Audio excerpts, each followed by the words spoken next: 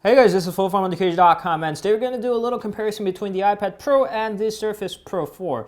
Personally, I don't think those two are any kind of products to be compared between each other, but since a lot of people are considering them to be competitors, and mainly Tim Cook has bashed out the Surface Book for, being a failure, so a lot of people now consider iPad Pro as a Surface Pro competitor, so let's just deal with it.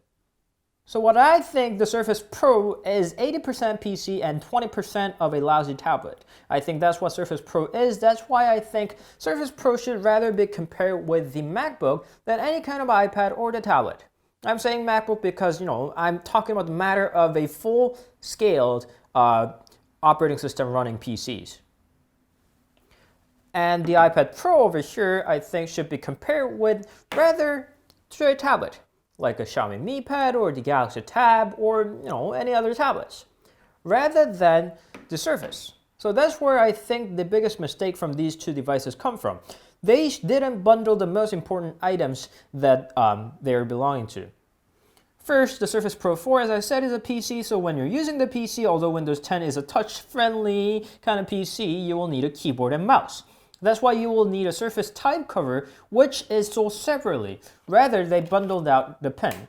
Of course, the iPad Pro bundled neither, but the biggest difference between the iPad Pro and the regular iPad is the pen that makes the iPad Pro into somewhat of a productivity centered device. And of course, this device is sold separately as well. Or maybe in a business standpoint, that was a great idea because people would have to buy it anyway, and why won't we just sell them separately for an expensive price? That's an idea, but as a consumer standpoint, that's a terrible decision.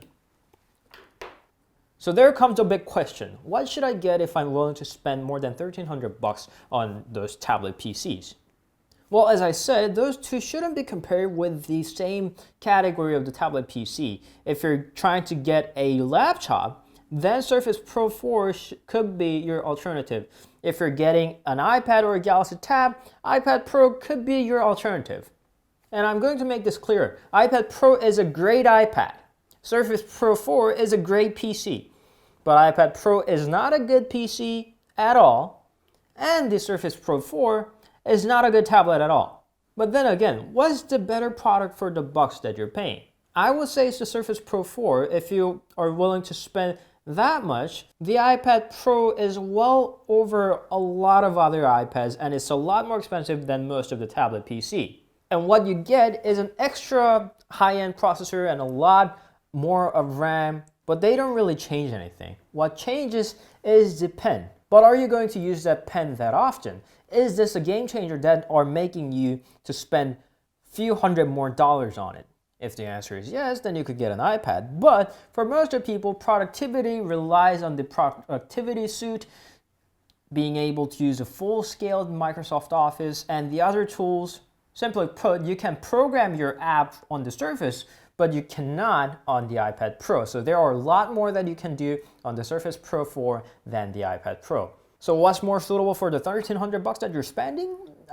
Let's say Surface Pro 4, but is this the best way to spend your $1,300? I wouldn't say so. As I said in my Surface Pro 4 review, this isn't exactly a stable version of the Windows. If it had a Windows 8.1 shipped to it, then I could have probably suggested it. But Windows 10 installed with it, and since Windows 10 and Surface Pro 4 are both Microsoft products, I can't really suggest this as a best buy for the $1,300.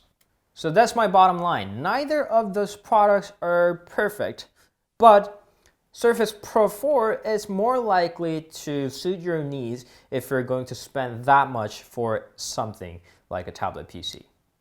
I'm not saying the iPad Pro is bad. I'm just simply saying it's not the productivity tool that you're thinking of, and it's not worth the few hundred extra bucks that you're spending rather than an iPad Air 2. Thank you always for watching, and don't forget to follow us on Instagram, Facebook, Twitter, and Google+, and we'll see you guys later. Ciao!